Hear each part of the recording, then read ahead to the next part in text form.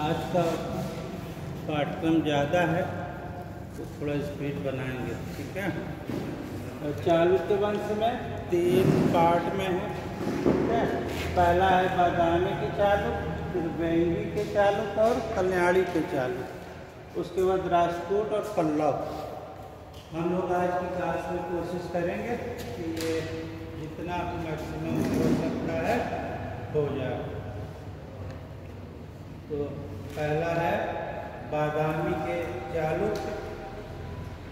बादामी को वातापी भी कहते हैं, ठीक है, वातापी। तो वातापी के चालुक्य या बादामी के चालुक्य, इसे ही पूर्वकालीन बादामी के चालुक्यों को ही पूर्वकालीन पश्चिमी चालुक्य के नाम से भी जाना जाता है। क्या कहा जाता है? पूर्वकालीन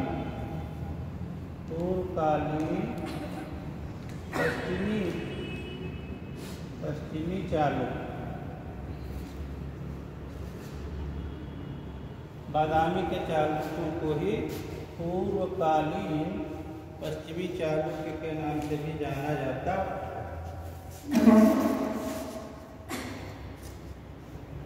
सबसे पहले इनके बारे में जानने के क्या साधन हैं, जानने के स्रोत में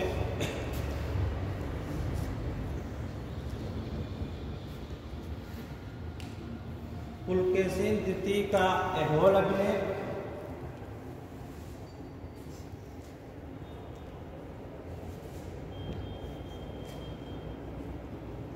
किसका ये? पुलकेशिन सेकंड का ऐहोल अभिलेख के बारे में थोड़ी सी जानकारी और जान लें कि ये 634 ईस्वी का है। इसमें तारीख पड़ी शक संवत 556, 634 ईस्वी का है। इसमें जो डेट पड़ी है शक संवत की वो 556 है। कहाँ मिला है ये ऐहोल अभिलेख? ये कहाँ पे स्थित है? कर्नाटक के बीजापुर में।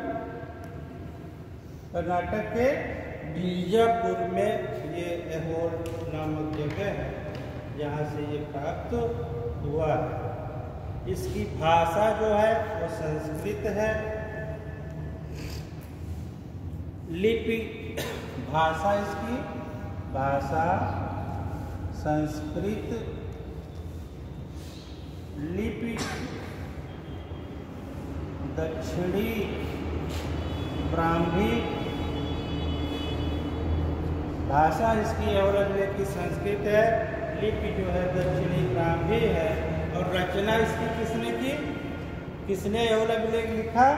रविकीर्ति ने। रचना किसने की? रविकीर्ति ने।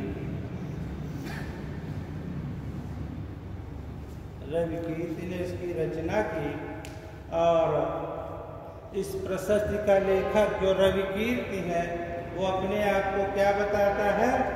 कालिदास और भारवी के समान होने का दावा करता है। इसलिए अभिलेख में रविकीर्ति क्या अपने आप को कहता है कि वो कालिदास और भारवी से अपनी समानता बताता है। कौन बताता है? रविकीर्ति।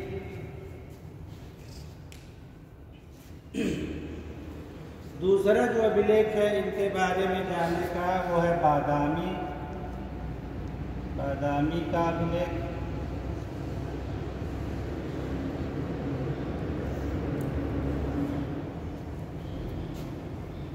ये 543 ईस्वी का है। इसमें उल्लेख है कि बल्लभेश्वर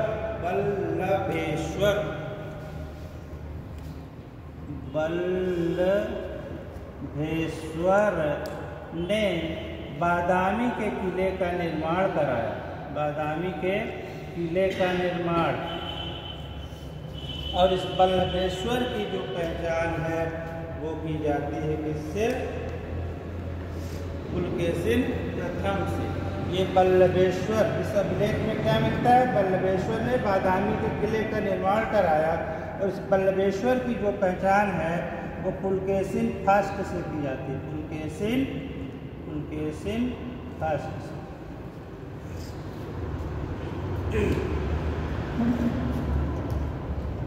इसके बाद है विदेशी यात्रियों के वृत्तांतों में, विदेशी विवरण में वैनसांग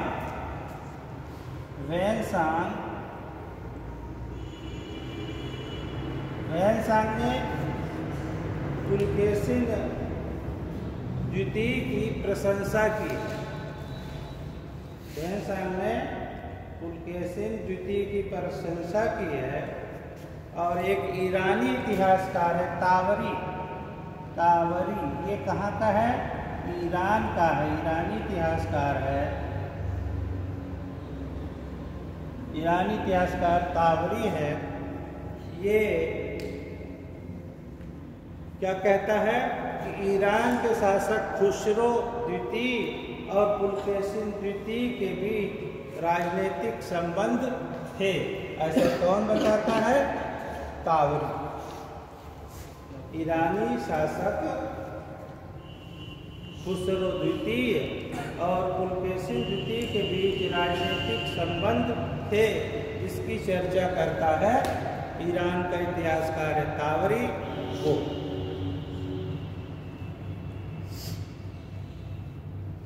इनकी उत्पत्ति, ये हटा दें,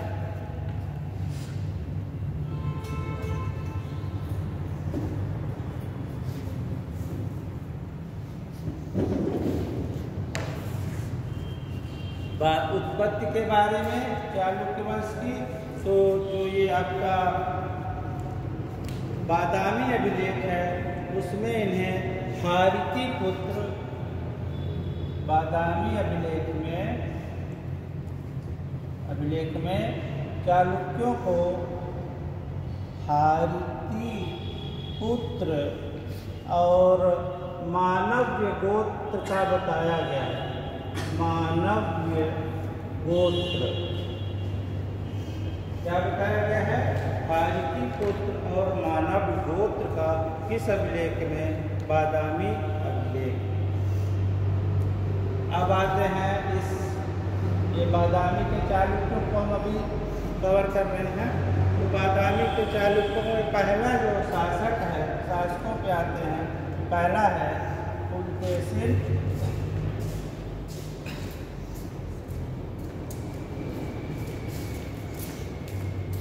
प्रथम। बादामी वंश का संस्थापक कौन है? पुलकेशिन फर्स्ट।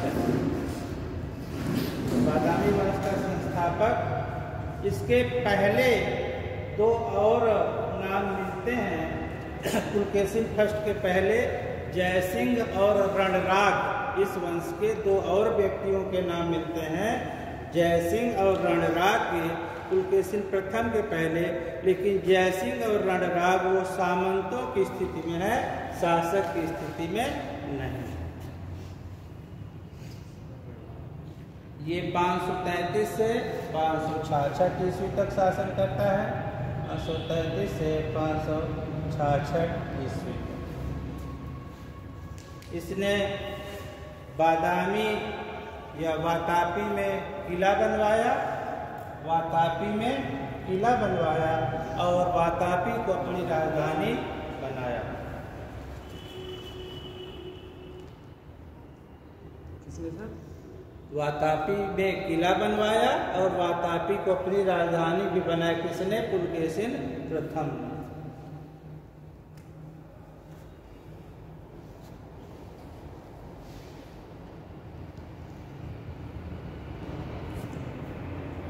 सत्याश्रय, रणविक्रम, श्री पृथ्वी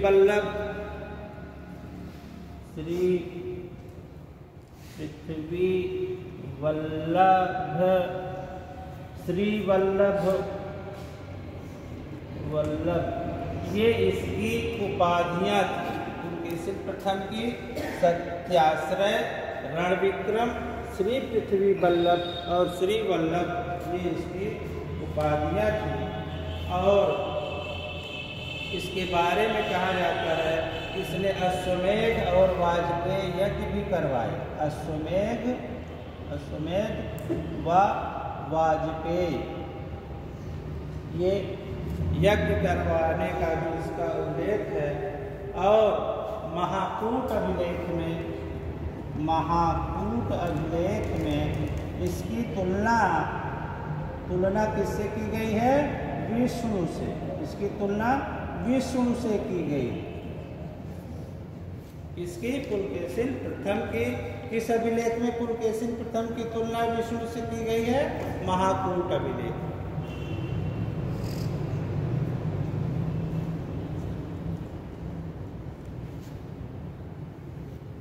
इसके बाद जो शासक बनता है उसका नाम है कीर्तिवर्मन फर्स्ट। 556 से 597 ईस्वी 556 से 597 ईस्वी तक इसका शासन काल है।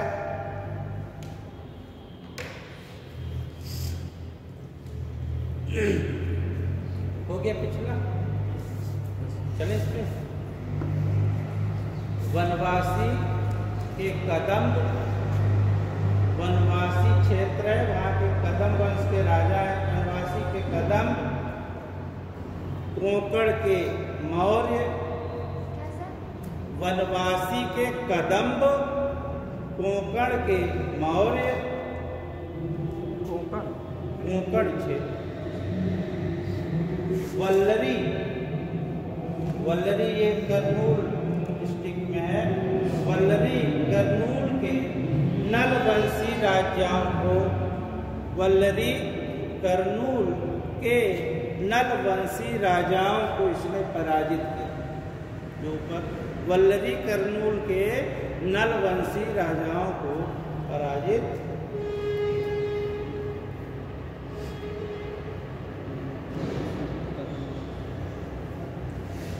इससे ही कीर्तिवर्मन प्रथम को क्या कहा जाता है? वातापी का प्रथम निर्माता। वातापी का प्रथम निर्माता भी कीर्तिवर्मन प्रथम को कहा जाता है।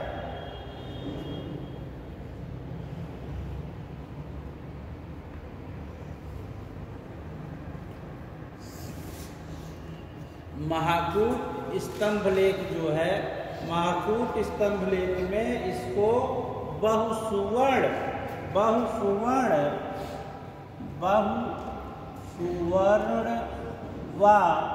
अग्निष्टोम यज्ञ करने बताया गया है। किसने? बहुसुवर्ण व अग्निष्टोम यज्ञ किए महाकूट अभिलेख। कहाँ बताया गया है? महाकूट अभिलेख। महाकूट अभिलेख में कीर्तिवर्मन प्रथम को बहुसुवर्ण व अग्निष्टोम यज्ञ करने का बताया गया है।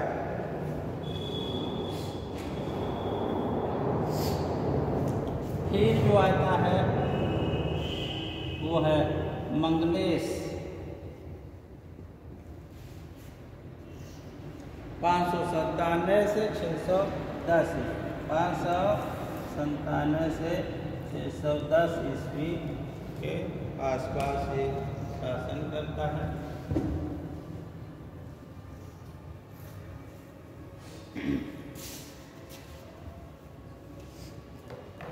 मंगलेश, ये मंगलेश जो है अभी राजा कीर्तिवर्मन फर्स्ट जो है उसका लड़का जो आगे शासक बनेगा मंगलेश के बाद पुलकेशिन द्वितीय, ठीक है, तो वो अभी छोटा है।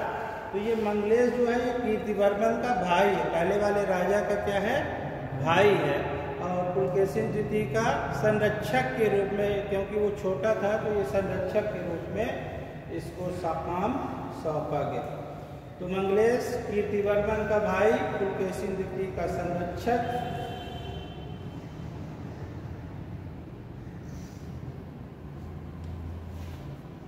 इसके बारे में आता है, इसने कलचुरियों को पराजित किया, कलचुरियों को पराजित किया और रेवती द्वीप जीता।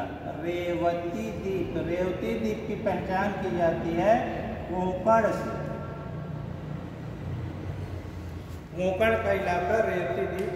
तो क्या उल्लेख हो आता है, इसने कलचुरी शासक उस समय बुद्धगुप्त था, तो उसको पराजित किया और रेवती द्वीप यानी कोंकण क्षेत्र को इसने विजित किया।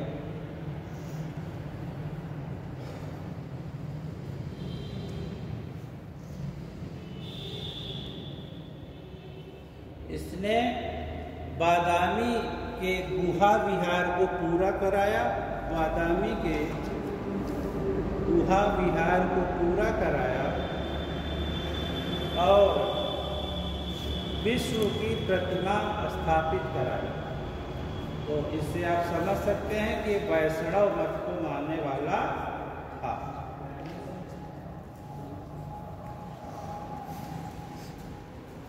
ठीक है, ये हो गया मंगलेश। पुलकेशिन द्वितीय जो इस वंश का संभवतः सबसे बड़ा महान शासक है, पुलकेशिन द्वितीय उसका चाचा था। लेकिन अब गद्दी मिल गई, गद्दी किसी की सगी नहीं होती ना, तो मंगलेश अब गद्दी से हटने को तैयार नहीं है। तो पुलकेशिन द्वितीय ने अपने चाचा मंगलेश की हत्या करके गद्दी प्राप्त की। सबसे शक्तिशाली शासक है। मंगलेश पुलकेशिन द्वितीय के संरक्षक के रूप में कार्य कर रहा था, लेकिन क्योंकि अब राजा बन चुका था तो हटने को तैयार नहीं था, जिसके कारण पुलकेशिन अब बड़ा हो गया तो वो अपनी गद्दी वापस चाहता, तो चाचा की हत्या करनी पड़ी और चाचा की हत्या करके पुलकेशिन द्वितीय 609-10 ईस्वी में गद्दी पे बैठता है। 609 कहीं मिलेगा, कहीं 10 मिलेगा, और ये जो है 642 ईस्वी तक 642 ईस्वी तक शासन करता।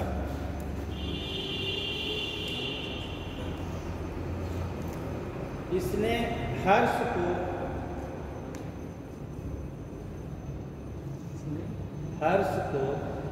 नर्मदा के तट पर हराया।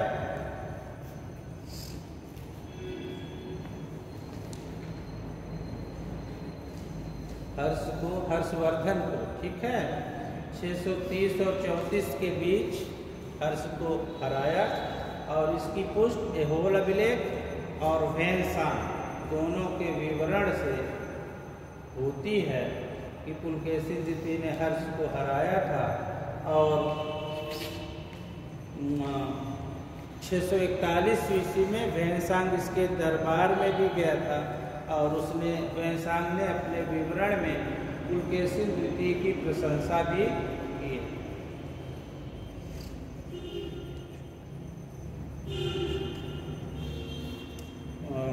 जो पल्लवों और चालुक्यों के बीच संघर्ष, पल्लव चालुक्य संघर्ष जो लंबे समय तक चलता है, उसकी शुरुआत भी पुलकेशिन द्वितीय के टाइम में हुई।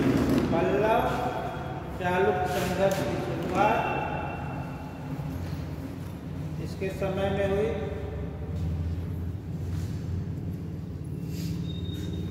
पल्लव जो उस समय राजा है वो था महेंद्र वर्मन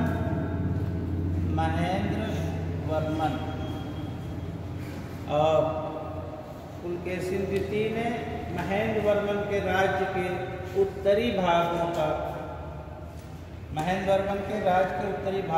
पुलकेशिन द्वितीय ने कब्जा कर लिया।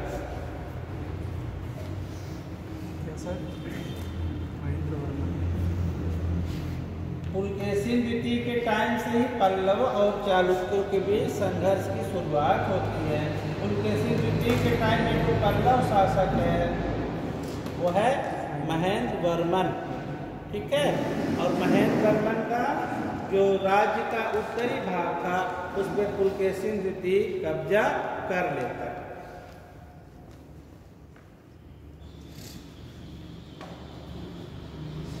भाई विष्णुवर्धन को, पुलकेशिन द्वितीय का भाई है कौन? विष्णुवर्धन भाई है। इसको विष्णुवर्धन को, भाई विष्णुवर्धन को आंध्र का वायसराय बनाता है। भाई विष्णुवर्धन को आंध्र का वायसराय बनाकर भेजा,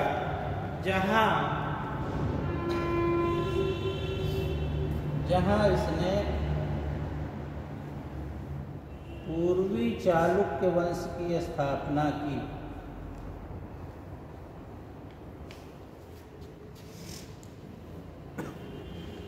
ये वाला, ठीक है, इसकी स्थापना इसने की, पुलकेशिन द्वितीय का भाई है।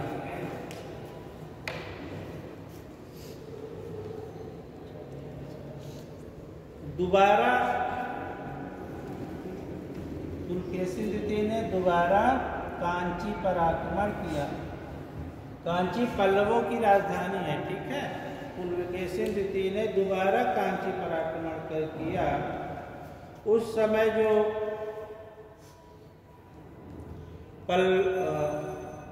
पल्लव शासक है वो है नरसिंहवर्मन। इसकी उपाधि महामल्ल योद्धा, मतलब खतरनाक टाइप का योद्धा, बड़ा योद्धा।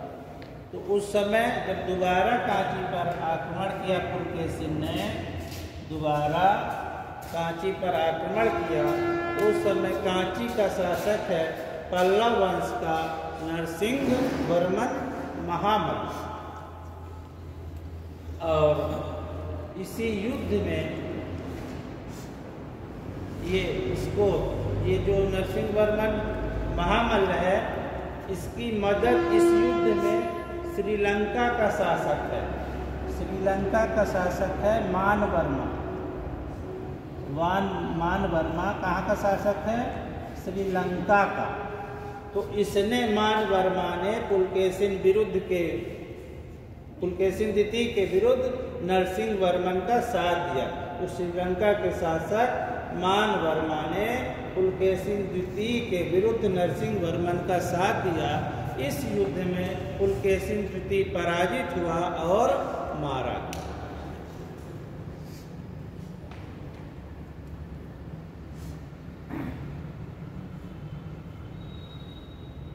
मानवर्मा का नाम याद रखें। श्रीलंका का शासक है मानवर्मा, जो पुलकेशिन द्वितीय के विरुद्ध नरसिंहवर्मन का साथ देता है। और इसी युद्ध में पुलकेशिन द्वितीय मारा जाता है।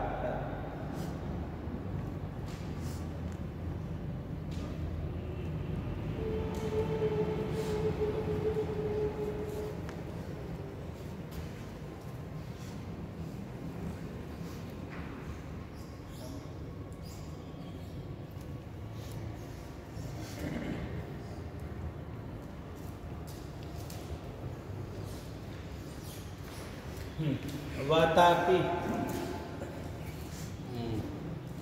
इसमें ये दोबारा जब पुलकेशिन द्वितीय कांची पर आक्रमण करता है, नरसिंहवर्मन महामल्ल से युद्ध होता है और मानवर्मा उसकी मदद करता है, ठीक है।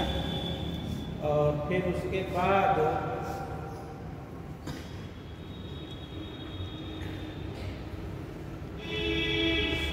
इसको ये जो विजयी हुआ नरसिंहवर्मन, तो इसने क्या उपाधि धारण की? वातापी कोंड की उपाधि, वातापी कोंड की उपाधि धारण की।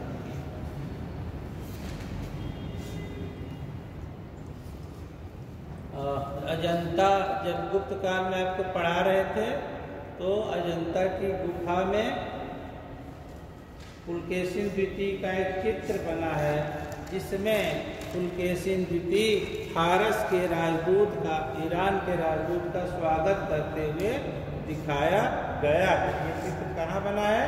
अजंता की गुफा।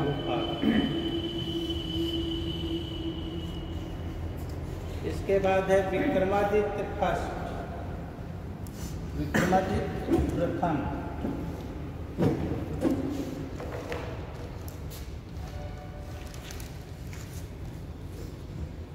पुलकेशिन द्वितीय के बाद विक्रमादित्य प्रथम शासक बनता है और इसका शासन काल है 655 से 680, 655 से 680 ईस्वी तक ये शासक रहता है। इसने जो कार्य किया उसमें वातापी को पल्लवों ने जीत लिया था, नरसिंह वर्मा ने, ठीक है। ये वापस वातापी को जीतता है, तो पल्लवों से बादामी वापस छीना, पल्लवों से इसने क्या काम किया? वातापी वापस छीना, और दूसरा काम ये किया कि जो पल्लवों की राजधानी है कांची या कांचीपुरम, कांचीपुरम पर अधिकार कर लिया, अपनी राजधानी को छीना और उनकी पल्लवों की जो राजधानी कांचीपुरम उस पर कब्जा कर लिया।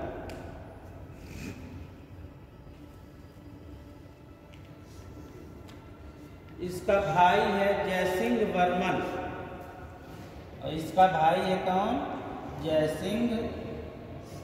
जयसिंह वर्मन। कांची पर अधिकार कर लिया और भाई जयसिंह वर्मन को लाट का शासक बनाया। कहाँ का शासक बनाया? लाट का। लाट है गुजरात में, ठीक है। लाट का शासक बनाया और इसी जयसिंह वर्मन ने गुजरात में चालुक्य वंश की शुरुआत, चालुक्य वंश की जो गुजरात की शाखा है वो इसी जयसिंह वर्मन ने आरंभ की, जो विक्रमादित्य प्रथम का भाई था। हाँ, इसके बाद विक्रमादित्य के बाद विनयादित्य शासक बनता है। विनयादित्य 680 से 696, विनयादित्य 680 से 696 ईस्वी तक। तो इसका कुछ खास नहीं, उत्तरापथ पे आक्रमण किया था और पल्लवों से जो संघर्ष चल रहा था इसके टाइम में भी वो जारी रहा। इसके बाद शासक बनता है विजयादित्य। कौन बनता है? विनयादित्य के बाद विजयादित्य, जो 696 से 733 ईस्वी तक, 693 से 733 ईस्वी तक शासक रहता है। इसने पल्लवों की राजधानी पर आक्रमण किया और वहां से पैसे वसूले, धन वसूले, और उस समय पल्लव शासक था परमेश्वर वर्मन द्वितीय। पल्लव शासक परमेश्वर वर्मन द्वितीय पर आक्रमण किया और उससे धन वसूला।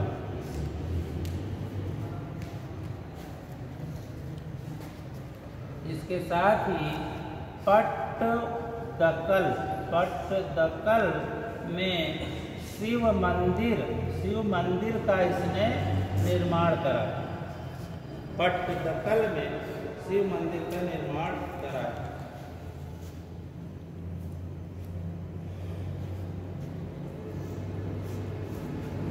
इसके बाद शासक बनता है विक्रमादित्य सेकेंड, विक्रमादित्य द्वितीय। विक्रमादित्य द्वितीय जो 733 से 747 ईस्वी तक शासक रहता है। 747 ईस्वी। विक्रमादित्य सेकेंड 733 से 747। इसी के टाइम जब ये चालुक्य शासक है, इसके टाइम में ही अरबों का आक्रमण होता है। तो अरबों का आक्रमण इसके टाइम होता है।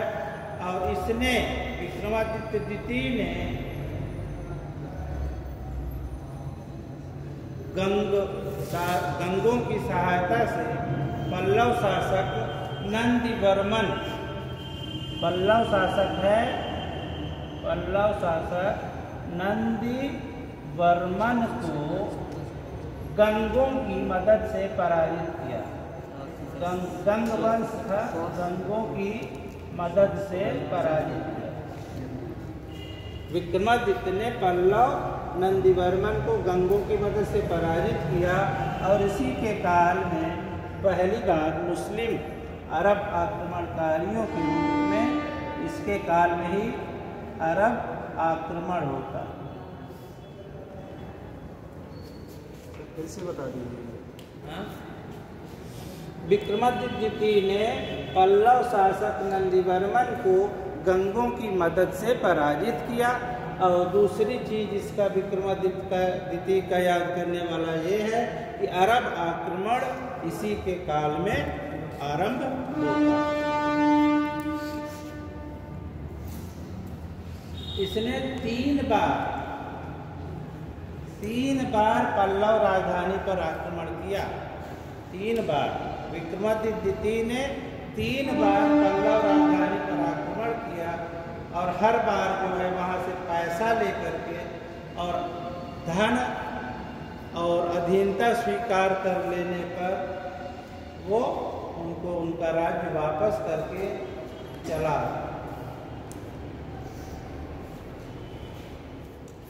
इसकी उपाधि थी कांची कोंड। कांची कोंड की उपाधि धारण की।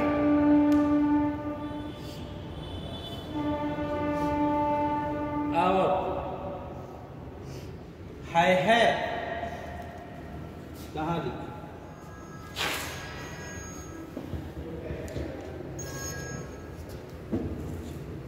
कांची कोंड की उपाधि धारण की। है वंश की राजकुमारी। है यानी कलचुरी वंश। कलचुरी है वंश की 2 राजकुमारियों से विवाह किया। त्रैलोक की महादेवी और लोक महादेवी। क्या नाम था उनका? त्रैलोक के महादेवी और दूसरी का नाम था लोक महादेवी। लोक महादेवी। इनसे इसने क्या किया? है कलचुरी वंश की 2 राजकुमारी जो बहन थी, ठीक है, लोक महादेवी और त्रैलोक की महादेवी से शादी की। और ये जो लोक महादेवी है, इसी ने लोक महादेवी ने लोकेश्वर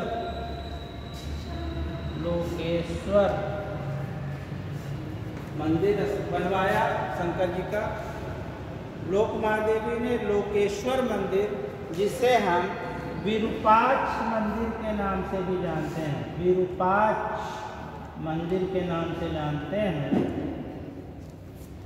किसने बनवाया? लोकेश्वर शिव का मंदिर बनवाया। और जो त्रैलोक की महादेवी थी, दूसरी बहन भी पीछे नहीं रही, उसने भी शिव जी का एक मंदिर बनवाया।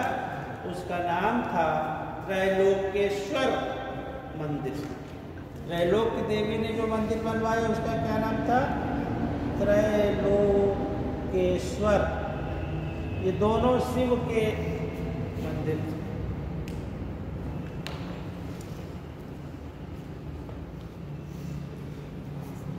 ये हो गए विक्रमादित्य सेकंड। हटा दे इसे भी। लोक महादेवी और त्रैलोक के महादेवी। किस वंश की थी? है वंश की थी। है को क्या कहा जाता है? कलचुरी वंश। सर विरूपाक्ष मंदिर तो अभी भी है, लेकिन ये मंदिर है हाँ? ये विरूपाक्ष मंदिर तो हाँ, अभी है। वही वाला। इसके बाद शासक बनता है कीर्तिवर्मन सेकेंड। कीर्तिवर्मन द्वितीय बादामी के चालुक्य वंश का अंतिम शासक है। बादामी जो चालुक्यों की बादामी शाखा है, उस शाखा के ये कीर्तिवर्मन अंतिम शासक है। प्रश्न यही हो गया कि बादामी के चालुक्य वंश का अंतिम शासक कौन है?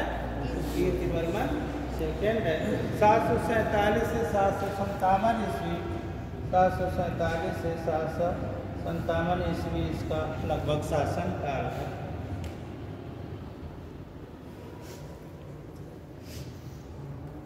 दंत दुर्ग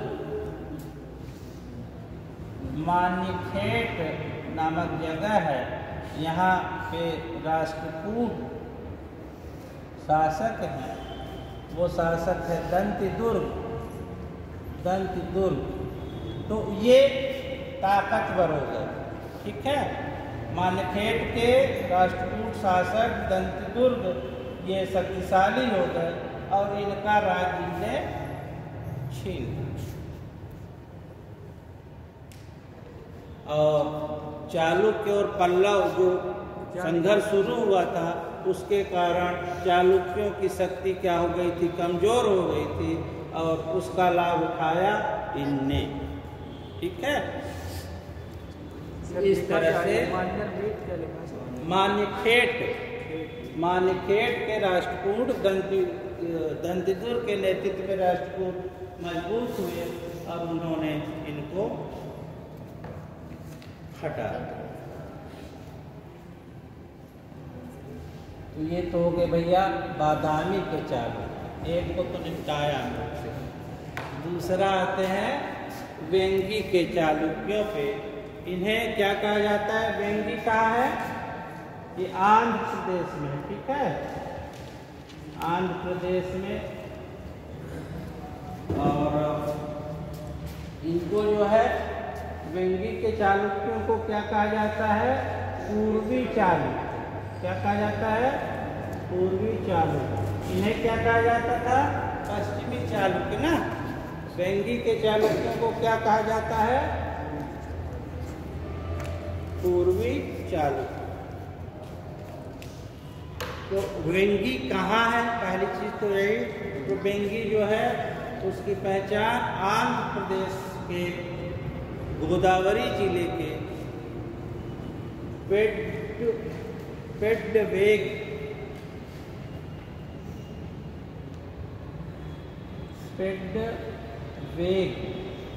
से की जाती है। ये आंध्र प्रदेश के गोदावरी जिले में ये जगह स्थित है। यहाँ का पहला शासक है विष्णुवर्धन।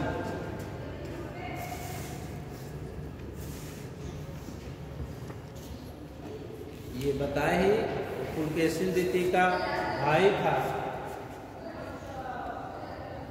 615 से 633 ईस्वी तक ये शासक, 615 से 633 ईस्वी। पुलकेशिन द्वितीय का भाई है। और जब पुलकेशिन द्वितीय नरसिंह वर्मन के साथ युद्ध में व्यस्त है, तो इसने अपने आप को स्वतंत्र घोषित कर दिया।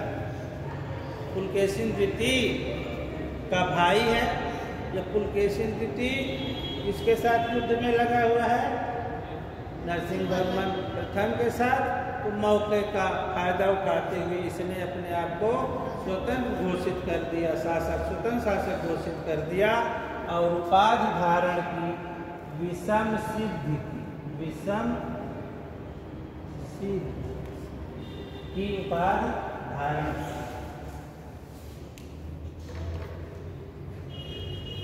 इसके बाद कुछ और नाम के लिए शासक हुए इस वंश में।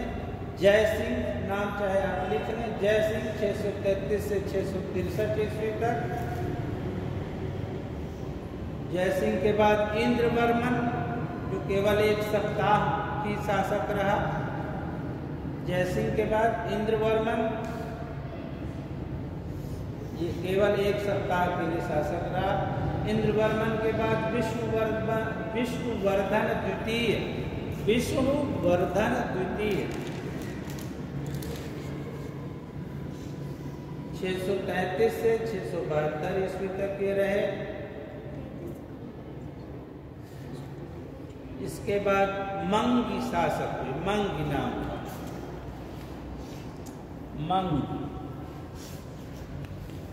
मंगी ये 672 से 697 ईस्वी तक रहे। इसके बाद जयसिंह द्वितीय, जयसिंह द्वितीय 697 से 710 ईस्वी।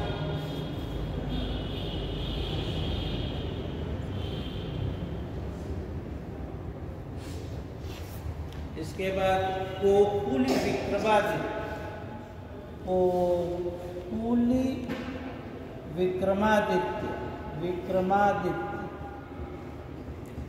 कोकुली विक्रमादित्य। इसके बाद विष्णुवर्धन तृतीय, विष्णुवर्धन तृतीय 710 से 746 ईस्वी। फिर विजयादित्य प्रथम, विजयादित्य प्रथम 746 से 764 ईस्वी।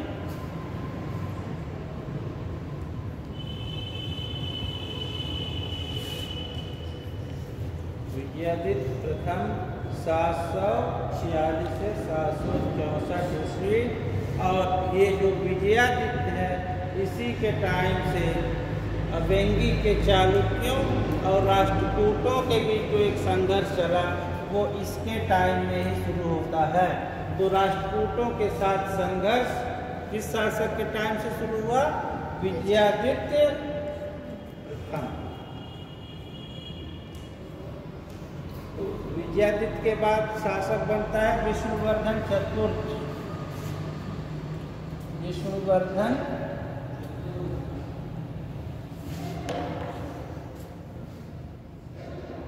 चतुर्थ, विष्णुवर्धन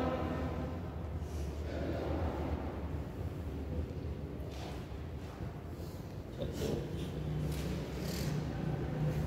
764 से 799 ईस्वी।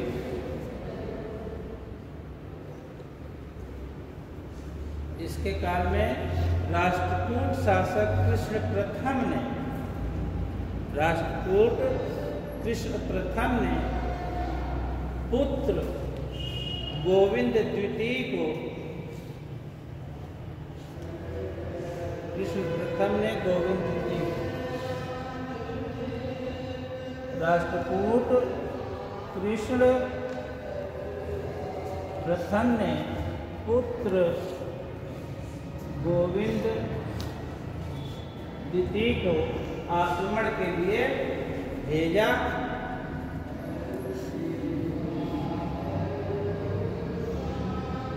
विष्णुवर्धन चतुर्थ ने समर्पण कर दिया।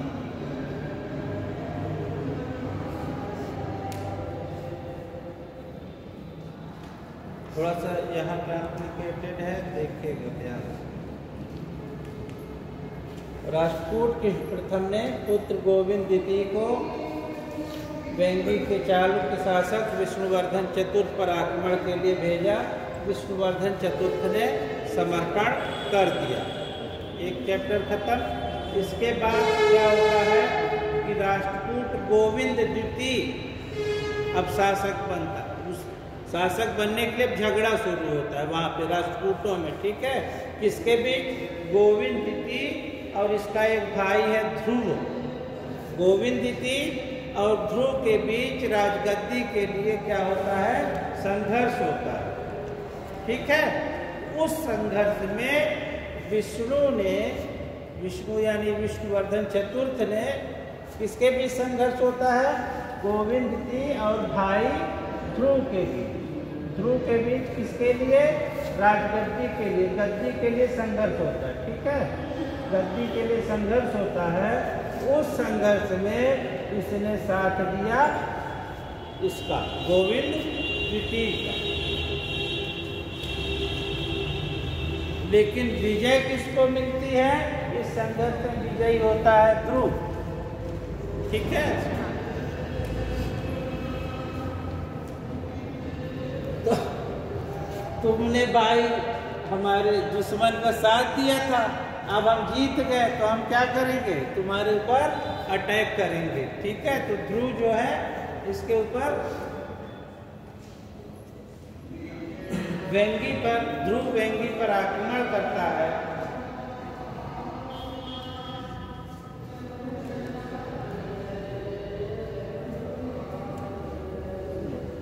राष्ट्रकूट गद्दी के लिए गोविंद की और ध्रुव के बीच संघर्ष होता है। इस संघर्ष में विष्णुवर्धन गोविंद का साथ देता है, लेकिन इस भातृ संघर्ष में ध्रुव विजयी होता है। विजयी होने के बाद ध्रुव जब गद्दी पे बैठता है तो वो आक्रमण करता है। ठीक है, और इस आक्रमण में विष्णुवर्धन पराजित होता है।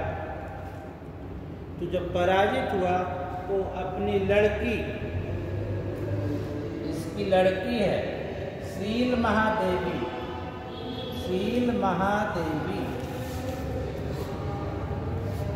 इसका विवाह कर देता है। किससे? ध्रुव से विवाह करता है। अधीनता स्वीकार कर लेता है ध्रुव की, और अपनी लड़की शील महादेवी का विवाह ध्रुव से करते हैं।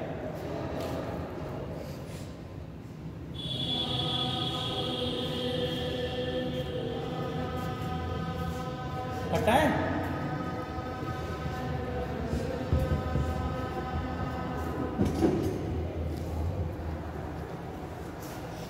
इसके बाद शासक बनता है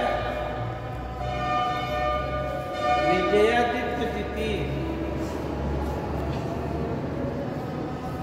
विजयादित्य सेकंड। इसका टाइम है 799 से 847 ईस्वी। 799 से 847 ईस्वी। इसने परम भट्टारक, महाराजाधिराज और परमेश्वर की उपाधि धारण की।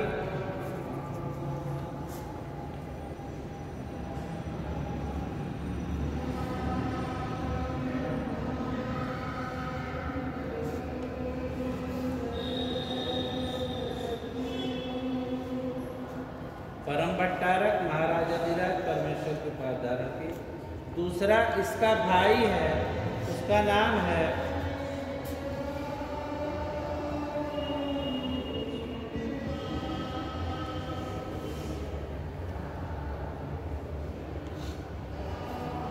भीम सालुकी। ठीक है, भाई है। राष्ट्रकूटों के साथ वेंगी के चालुक्यों का झगड़ा चल रहा है ना। इसका भाई है भीम सालुक। ये जो है राष्ट्रकूटों से, राष्ट्रकूट शासक उस समय है गोविंद तृतीय। राष्ट्रकूट शासक है गोविंद तृतीय, गोविंद थर्ड, ये राष्ट्रकूट शासक है।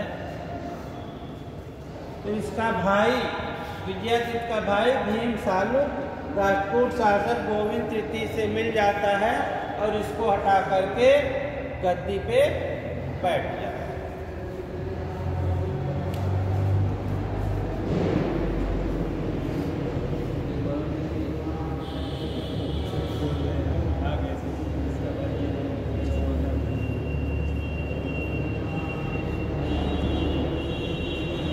ठीक है,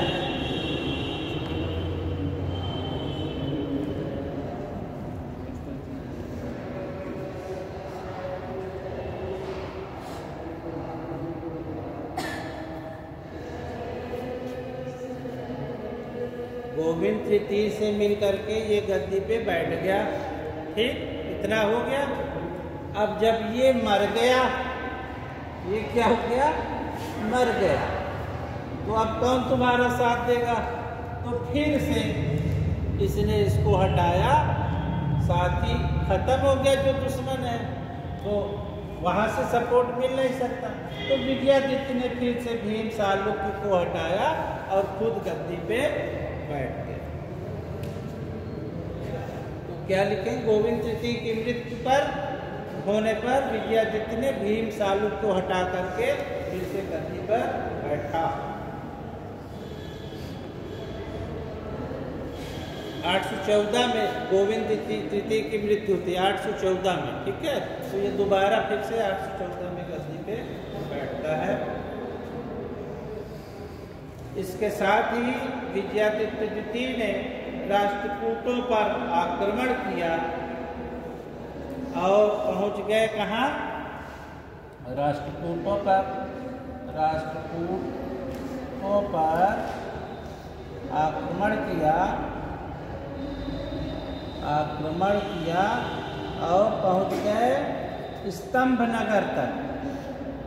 स्तंभनगर को जीता, और स्तंभनगर की पहचान जो की जाती है वो कैम्बे से की जाती है। कैम्बे, वहां तक पहुंच गए भाई। और ये उल्लेख कि विजयादित्य ने राष्ट्रकूटों पर आक्रमण करके कैम्बे तक पहुंच गए, ये उल्लेख मिलता है नवसारी अभिलेख। कहाँ से मिलता है? नवसारी अभिलेख। नवसारी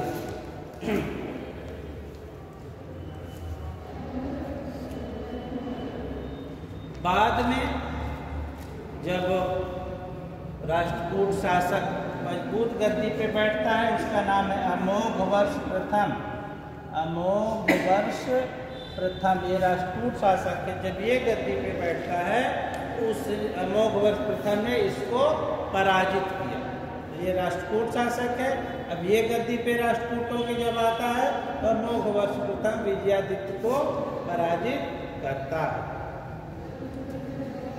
विजयादित्य के बारे में एक और चीज,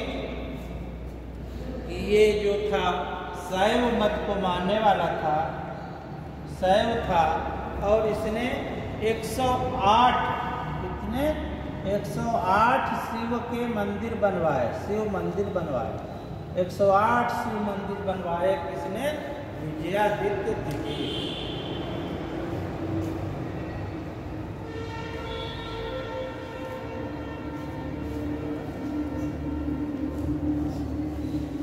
इसके बाद शासक होता है विजयादित्य तृतीय। 848 से 892 848 से 892। सर 108 मंदिर किसने बनवाए थे? विजयादित्य सेकेंड, जिसके बारे में बता रहे उस समय उसी ने बनवाए। ठीक है, अभी हम आगे विजयादित्य तृतीय पे।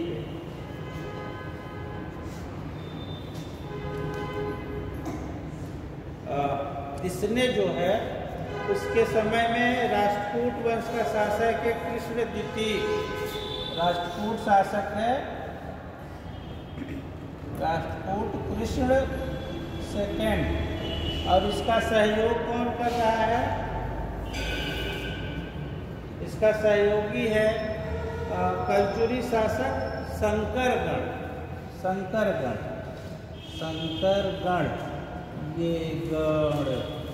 ये कलचुरी शासक है। ठीक है, कलचुरी शासक है। किसका साथी है? राष्ट्रकूट कृष्ण द्वितीय का साथी है। तो राष्ट्रकूट कृष्ण द्वितीय और उसके सहयोगी कलचुरी शंकरगण को इसने हराया। राष्ट्रकूट कृष्ण द्वितीय और उसके कलचुरी सहयोगी शंकरगण को विजयादित्य तृतीय ने हराया। वेंगी के जो चालुक्य हुए सबसे महान शासक किसको माना जाता है? सबसे महान शासक विजयादित्य को ही माना जाता है। और इसकी विजयों में इसका सेनापति का नाम मिलता है पंडरंग। पंडरंग विजयादित्य का सेनापति है और इसी का ही सारा योगदान इसकी उपलब्धियों में रहता है। इसके बाद गद्दी पे बैठता है। सर रिपीट कर दीजिए। हाँ सर, थोड़ा सा। सेनापति सर ऊपर वाले से हाँ? सबसे महान शासक से बता दीजिए। वेंगी के चालुक्य वंश का सबसे महान शासक माना जाता है। इसकी उपलब्धियों का श्रेय इसके सेनापति पंडरंग को जाता है। ठीक है, जो भी इसने उपलब्धियां हासिल की, ये पंडरंग नाम का सेनापति था, उसी ने सारा कुछ इसके लिए जीता। फिर शासक है भीम प्रथम 892 से 922 ईस्वी। 892 से 922 ईस्वी। तो इनका कुछ ऐसा है नहीं। कुछ और जो विजयादित्य के कीर्ति के बाद शासक हुए उनके नाम लिख लीजिए। कभी कभी क्रम पूछ लेता है ना कि शासनकाल का क्रम। भीम द्वितीय हो गए, भीम प्रथम 892 से 922। फिर है अम्भ प्रथम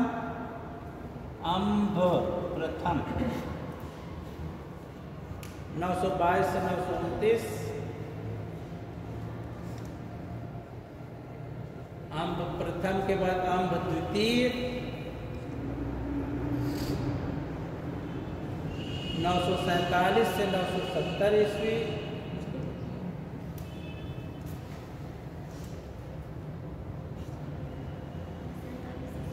फिर है दानारणक। अम्भ प्रथम के बाद अम्भ द्वितीय, उसके बाद दानारणक 970 से 973, 3 साल ये रहे। 70 से 73, 970 से 973।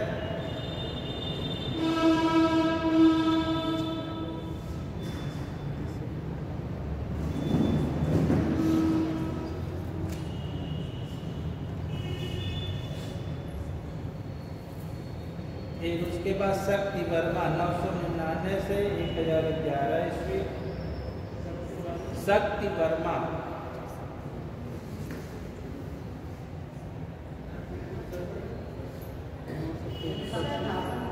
दानाड़व 970 से 973 हुआ दानारणक। ठीक है, और इसके बाद चोट भीम एक शासक आता है। दानाड़क के बाद चोट भीम।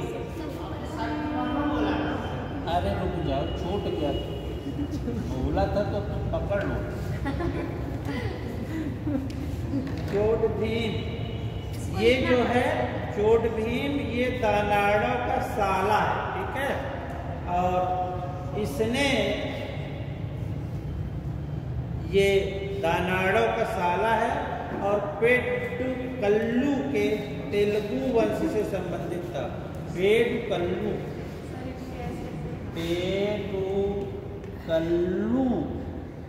के तेलुगु वंश से संबंधित था। इसके बाद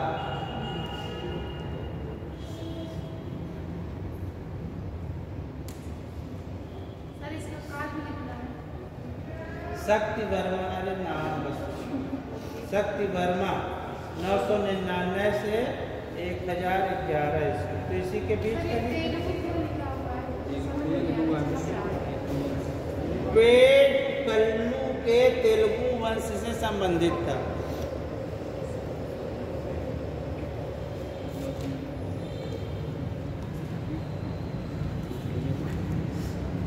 शक्ति वर्मा 999 से 1011 ईस्वी।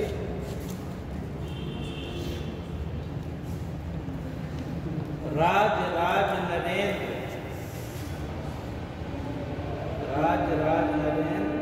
1018 से 1035 ईस्वी।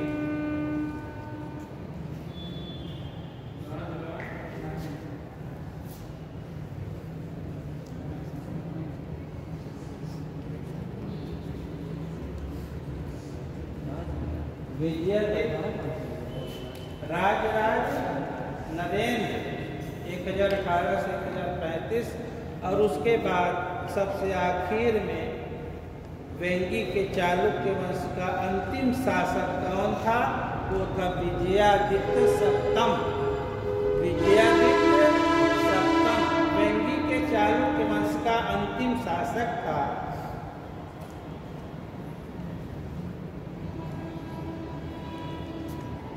कल्याणी के सोमेश्वर द्वितीय की अधीनता मान ली। कल्याणी का जो चालुक्य है सोमेश्वर द्वितीय, उसकी अधीनता मान ली।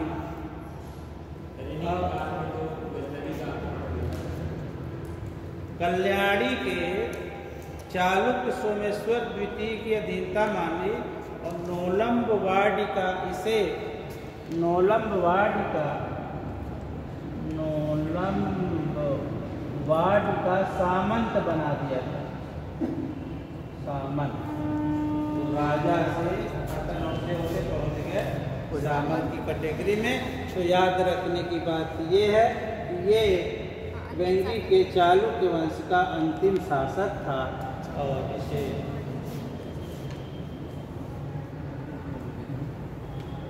और फाइनली जो वेंगी का चालुक्य राज्य था वो बाद में जाकर के चोल राज्य में शामिल कर लिया गया। चोल जब शक्तिशाली हुए तो वेंगी का राज्य क्षेत्र ने पूरा जीत लिया। इस तरह वेंगी के चालुक्य वंश का क्या हो गया? समापन। एक और बचे हैं चालुक्यों में, कल्याणी के चालुक्य। तो थोड़ा सा इनके बारे में, फिर हम लोग राष्ट्रकूटों पर आते हैं।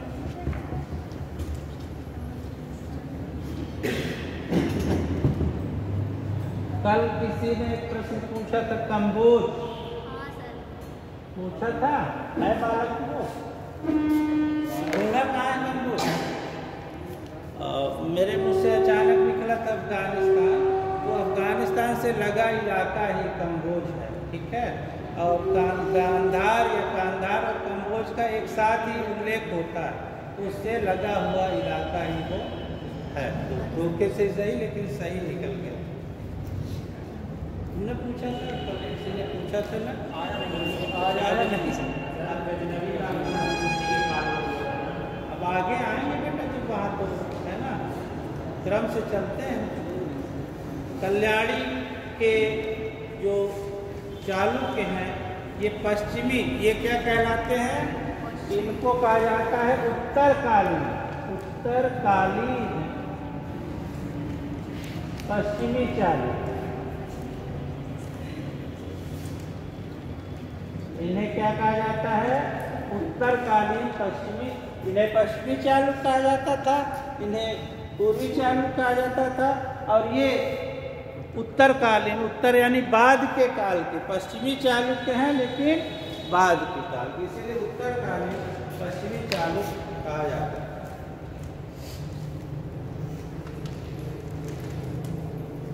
राष्ट्रकूटों के, जब राष्ट्रकूटों का पतन हो गया तो तैलप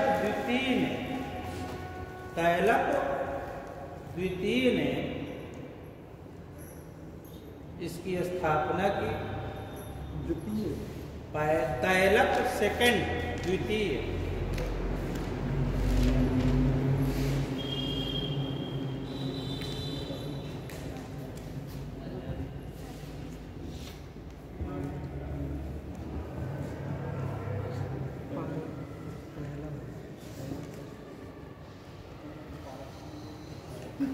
एक ग्रंथ है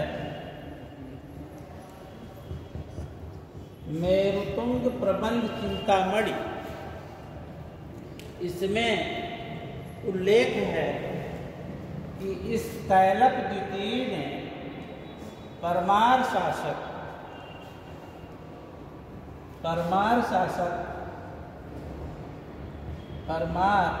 मुंज पर 6 बार आक्रमण किया। 6 बार आक्रमण किया, लेकिन हर बार पराजित हुए।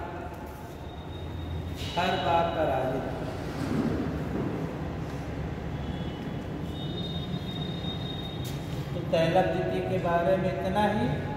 सोमेश्वर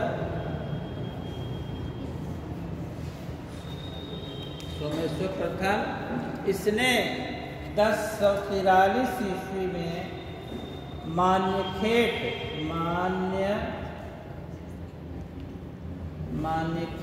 को राजधानी बनाया। मान्यखेट को राजधानी बनाया। सोमेश्वर प्रथम ने 1043 में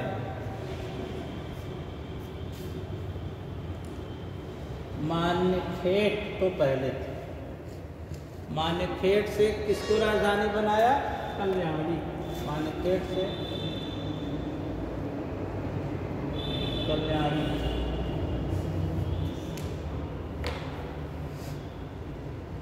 राजधानी को मान्यखेट से कहाँ ट्रांसफर किया? कल्याणी। 1043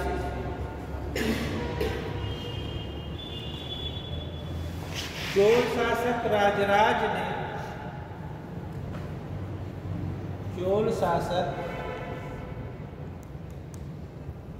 राजराज ने इसे पराजित किया, इसे सोमेश्वर प्रथम को, और विजयेंद्र की उपाधि धारण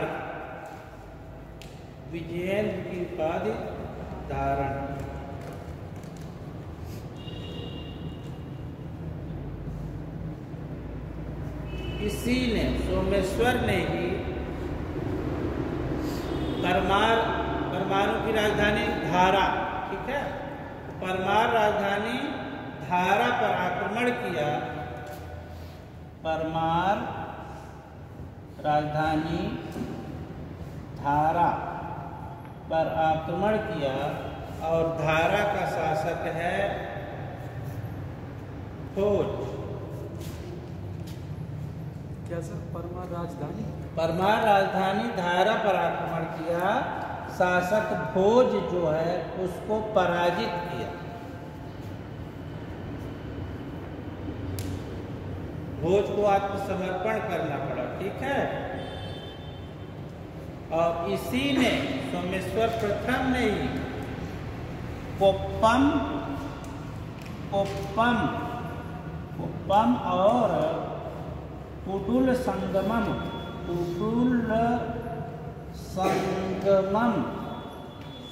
ये दो युद्ध हैं।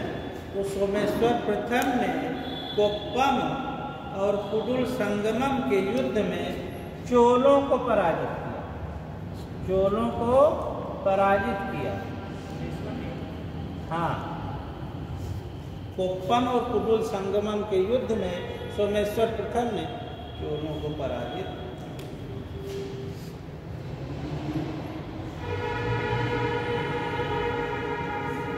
चोलों ने पराजित।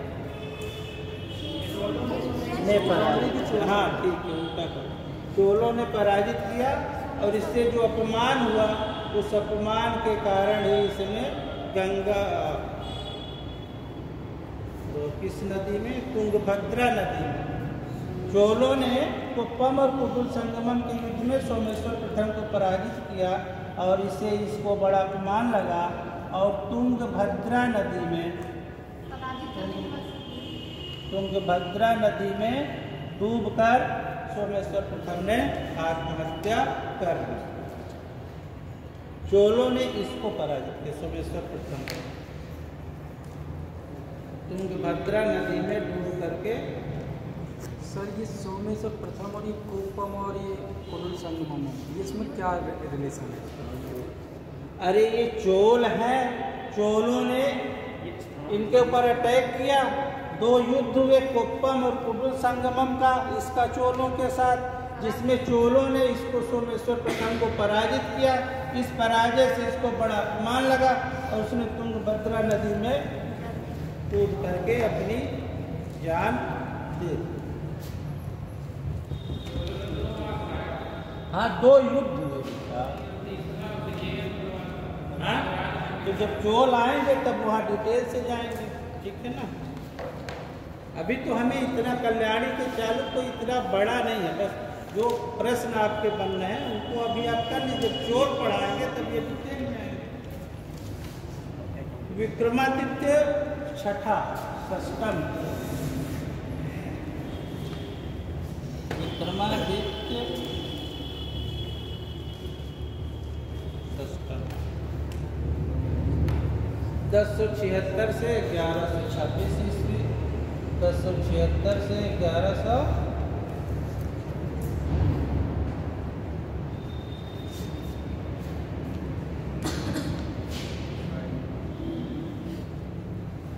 इसने एक नया संवत चलाया।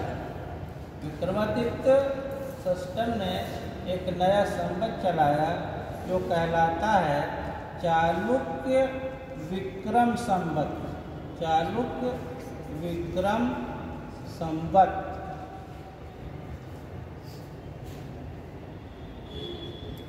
दस 1076 ईस्वी में कब चलाया? 1076 ईस्वी में। इसके अलावा विक्रमपुर नगर बसाया, विक्रमपुर नगर बसाया। विश्व मंदिर और झील का भी निर्माण करा।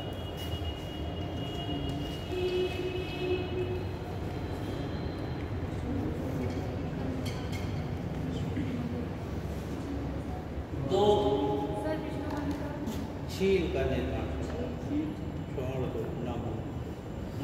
बिल्हड़ और विज्ञानेश्वर। बिल्हड़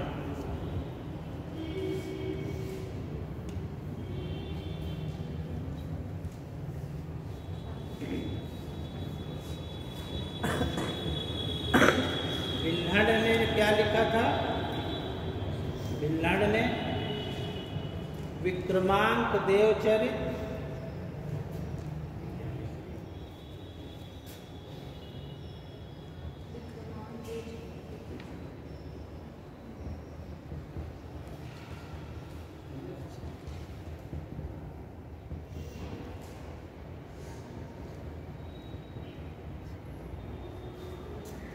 बिल्हड़ और विज्ञानेश्वर, विज्ञान में ताक्षरा टीका है ये।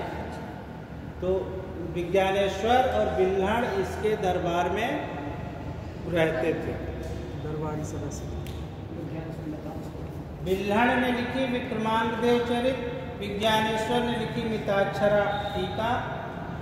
ये दोनों विद्वान विक्रमादित्य षष्टम के दरबार में रहते थे। और ये जो कल्याणी के चालुक्य हैं उनमें ये सबसे प्रतापी शासक है। सबसे प्रतापी शासक कौन है कल्याणी के चालुक्यों में? तो यही है विक्रमादित्य षष्टम।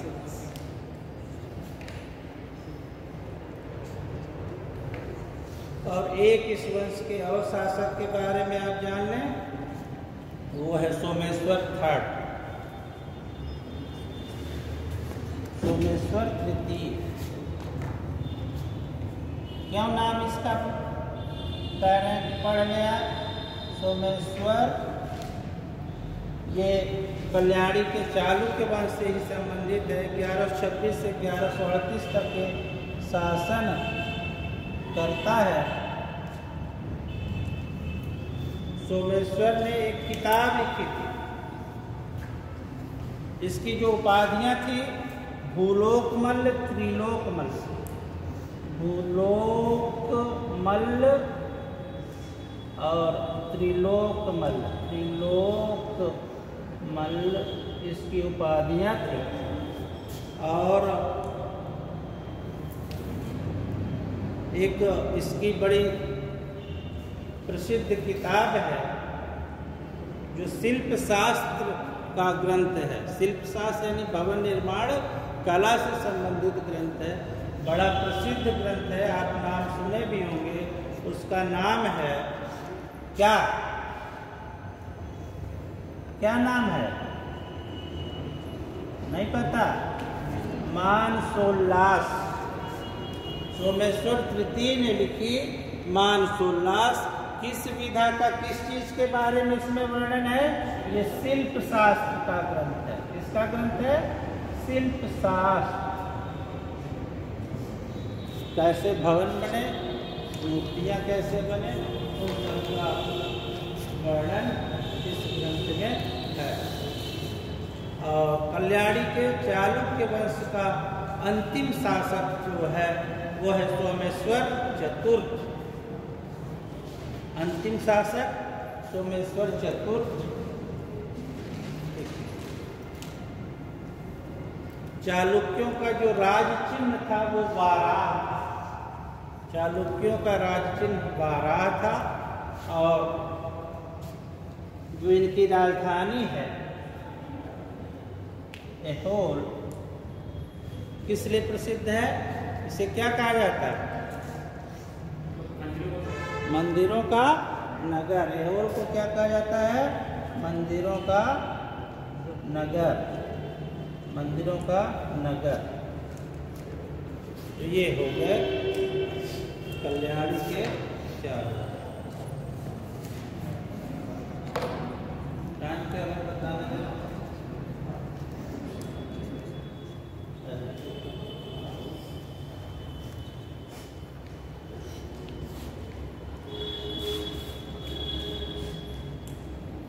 राष्ट्रकूट आज तो इसी में निकल गया। चालुक्य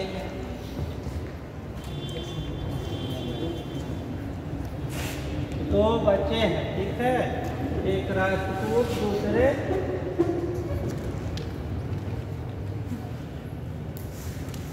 पल्लव।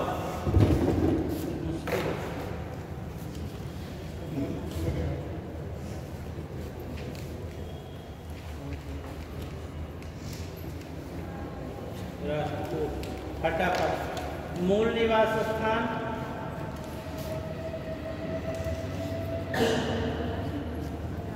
मूल निवास स्थान लटलूर। इसकी पहचान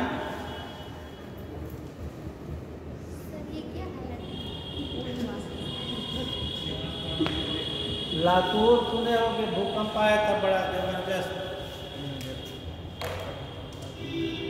कोई हंसने वाली बात हो तो हमें भी बताना। ये लटलूर नाम से हंसी आ रही है। लातूर, लटलूर जिसकी पहचान महाराष्ट्र के लातूर से की जाती है, वो राष्ट्रकूटों का मूल स्थान है, मूल निवास स्थान है।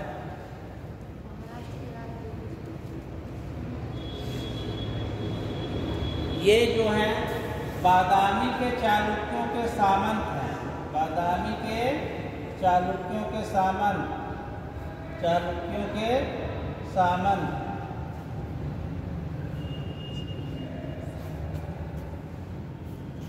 स्थापना राष्ट्रकूट वंश की किसने की?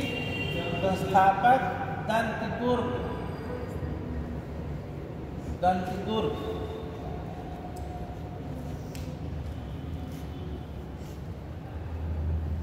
725 ईस्वी में, 725 में चालुक्य कीर्तिवर्मन को पराजित करके इसने राष्ट्रकूट वंश की स्थापना की और मान्यखेत को अपनी राजधानी बनाया।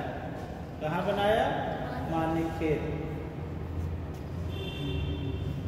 और इसके बारे में एक उल्लेख आता है, किसने उज्जैन में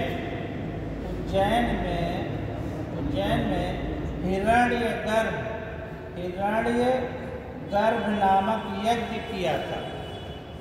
हिरण्यगर्भ यज्ञ किया था उज्जैन में, जिसमें प्रतिहार राजा द्वारपाल का काम किया। प्रतिहार ऐसा ये अपना पढ़ा। प्रतिहारों ने, प्रतिहार शासक द्वारपाल।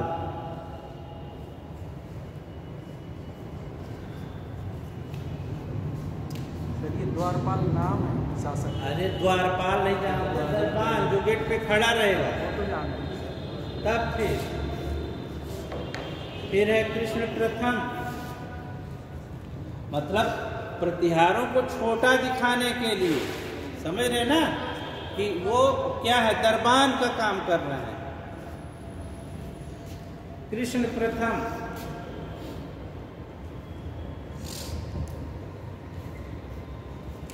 756 में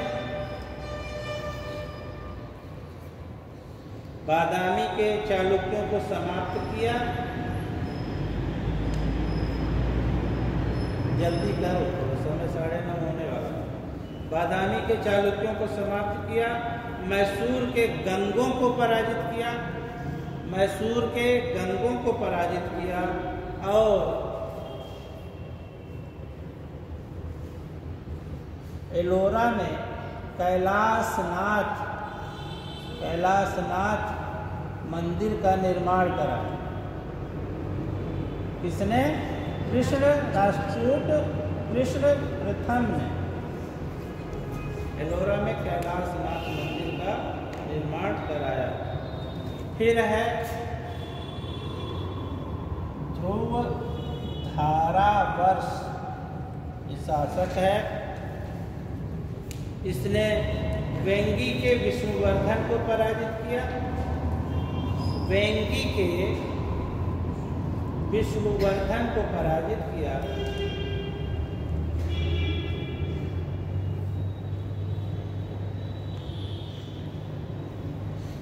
इसका जो प्रश्न इस पे बनता है, ये दक्षिण का प्रथम शासक है। जो आगे चल के त्रिपक्षीय युद्ध आप पढ़ेंगे तो दक्षिण का प्रथम शासक जो त्रिपक्षीय युद्ध में शामिल होता है उसका नाम है ध्रुव धारावर्ष। तो लिख लीजिए, दक्षिण का प्रथम शासक जिसने त्रिपक्षीय संघर्ष में हस्तक्षेप किया।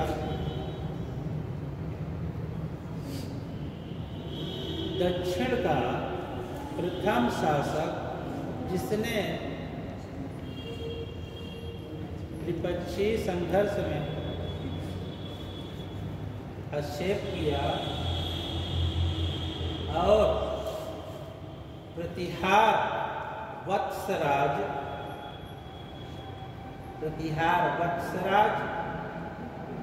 व पाल धर्मपाल को पराजित किया। वत्सराज और धर्मपाल को पराजित किया। गंगा व यमुना को राजचिन्ह बनाया। गंगा यमुना को राजचिन्ह बनाया। फिर है गोविंद थर्ड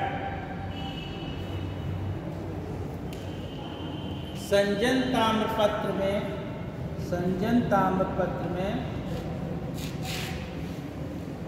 में क्या उल्लेख मिलता है? किसने हिमालय तक अभियान किया? इसने हिमालय तक अभियान किया।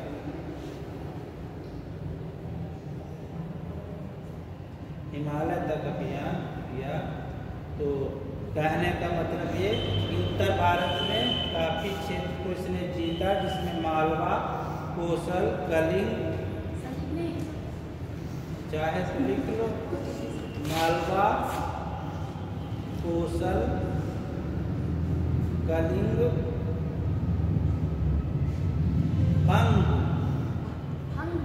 बंग यानी बंग प्रदेश को जीता।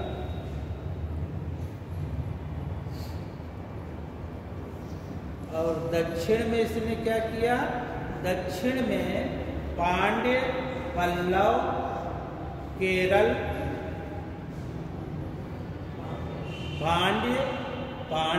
पल्लव, केरल चोलों को कहा जाता, ठीक है, केरल और गंग राजाओं के संघ को पराजित किया। ये राजाओं का संघ था, उनको अकेले पराजित किया, के संघ को पराजित किया।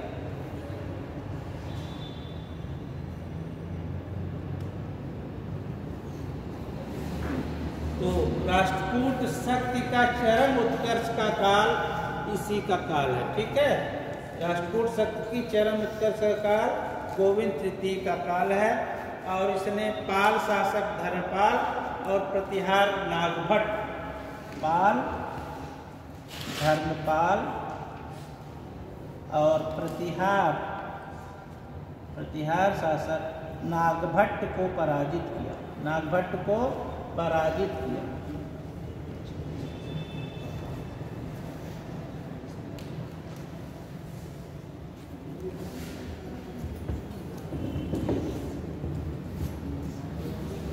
अमोघ वर्ष, अमोघ वर्ष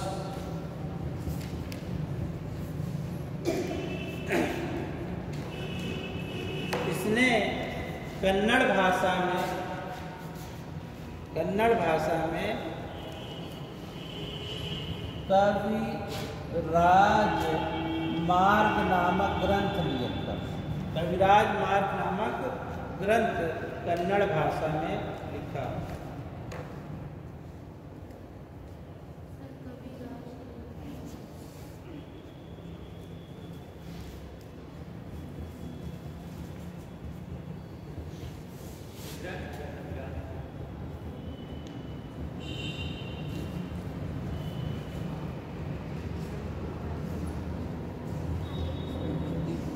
कविराज मार्ग नामक कन्नड़ भाषा में ग्रंथ लिखा, कन्नड़ भाषा का ग्रंथ है ये, ठीक है।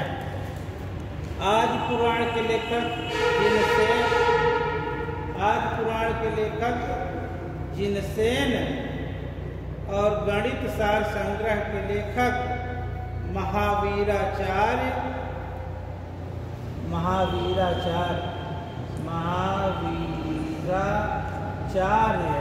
इसके दरबार में रहते थे।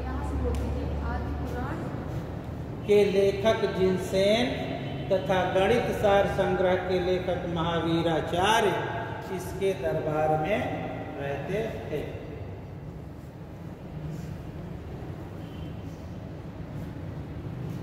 आदि पुराण ये जैन ग्रंथ है, ठीक है। तो जैन को आश्रय दे रहा है, तो ये खुद जैन मतावलंबी हो गया। अमोघ वर्ष जैन मतानुयायी था, लेकिन हिंदुओं का भी सम्मान करता था। महालक्ष्मी का भक्त था, महालक्ष्मी का भक्त था। और संजन ताम्रपत्र कहता है, संजन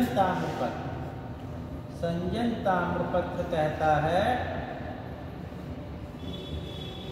कि इसने अपने बाएं हाथ की उंगली काट करके महालक्ष्मी को चढ़ा दी थी। बाएं हाथ की उंगली काट के महालक्ष्मी को चढ़ा दी, और इसी कारण इसकी तुलना सीवी व दधीच से की जाती है।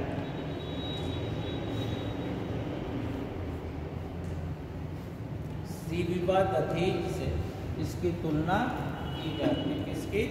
मौत। इसी ने मान्यखेट नामक नगर बसाया और इसको राजधानी बनाया। मान्यखेट को राजधानी किसने बनाया? अमोघ वर्ष।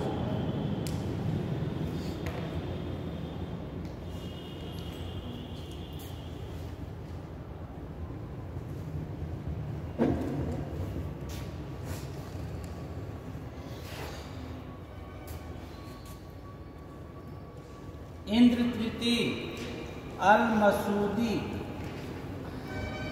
अल-मसूदी नामक अरब यात्री इसके यहाँ आया। इसको बलहारा नाम देता है, बलहारा। इन तृतीय को क्या नाम देता है? अरब यात्री अल-मसूदी बलहारा नाम देता है।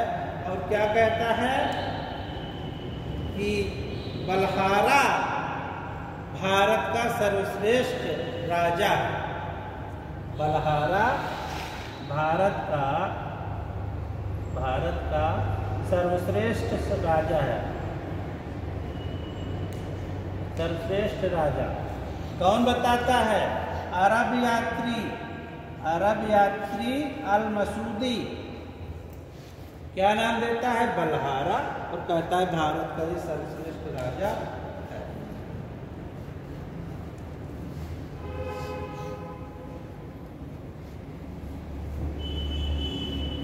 फिर कृष्ण तृतीय,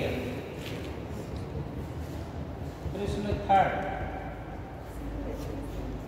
939 से 965 ईस्वी का शासन है। इसकी उपाधि थी अकाल वर्ष।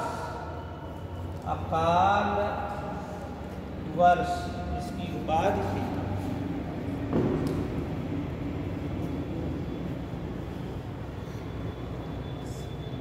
कांची और तंजौर को जीता। कांची और तंजौर को जीता, जिसके कारण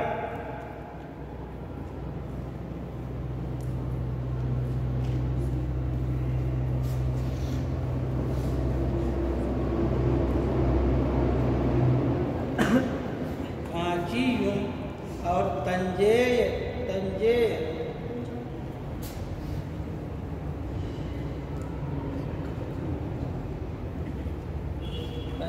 का कोंड की उपाधि। कांची को जीतने के उपलक्ष्य में कांचीयुम और तंजौर जीतने के उपलक्ष्य में तंजेय का कोंड की उपाधि धारण। तंजेयम कोंड, तंजेयम कोंड की उपाधि धारण। तंजेयम कोंड की। रामेश्वरम में विजय स्तंभ व मंदिर बनवाया। रामेश्वरम में विजय स्तंभ व मंदिर बनवाया। किसने? कृष्ण तृतीय ने, राजपूत कृष्ण तृतीय। चोल शासक को पराजित किया रामेश्वरम, ठीक है, जहाँ चोलों का था, तो वहाँ पे चोल शासक को पराजित करने के उपलक्ष्य में विजय स्तंभ बनवाया और मंदिर बनवाया। चोल शासक था उस समय परांतक। चोल परांतक को पराजित किया था। चोल शासक परांतक को पराजित करने के उपलक्ष्य में रामेश्वरम में विजय स्तंभ व मंदिर का निर्माण करा। विश्लेश्वर तथा मंड मार्तंडादित्य। विश्लेश्वर तथा विश्लेश्वर तथा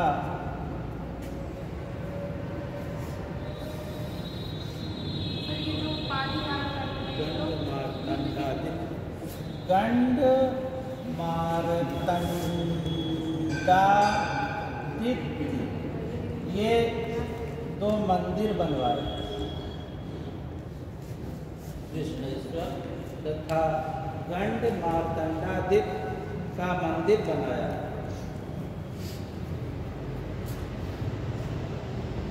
शांति पुराण जैन ग्रंथ है। शांति पुराण का लेखक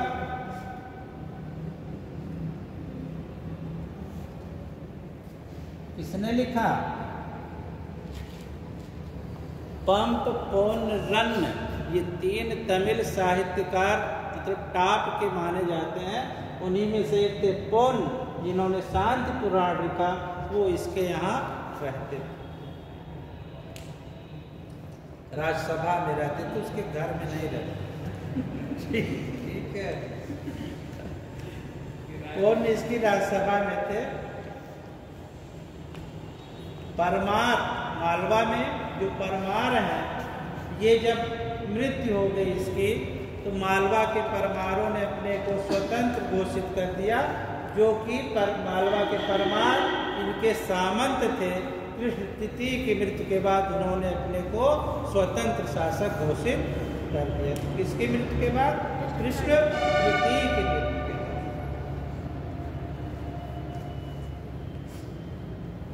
और 972-73 ईस्वी में परमार शासक हुआ सीयक। सीयक ने राष्ट्रकूटों की जो राजधानी थी मान्यखेट उस पर आक्रमण किया और उसको लूटा पाटा। तो चाहे तो आप लिखें चाहे छोड़ दें। परमार शासक सीयक ने 972-73 में राष्ट्रकूट राजधानी मान्यखेट में लूटपाट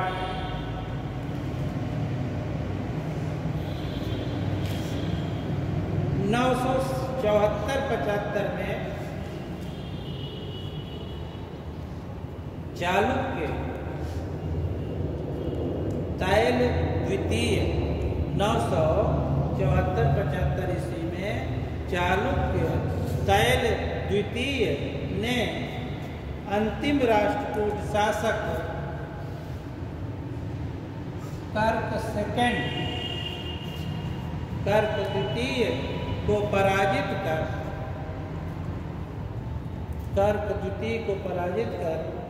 राष्ट्रकूट राज्य पर अधिकार कर लिया। राष्ट्रकूट राज्य पर अधिकार कर लिया और कल्याणी के चालुक्य वंश की स्थापना की। कल्याणी के चालुक्य वंश की स्थापना की।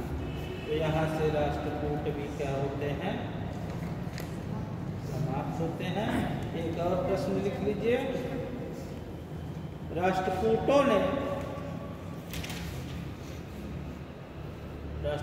ने मुस्लिम व्यापारियों को बसने, मुस्लिम जो अरब आए वो व्यापारी के रूप में ही आए थे ना। शुरू में भारत में जो मुस्लिम आए वो व्यापारी के रूप में आए। तो राष्ट्रकूट शासकों ने मुस्लिम व्यापारियों को बसने और इस्लाम के प्रचार की अनुमति दे रखी थी या अनुमति दी थी।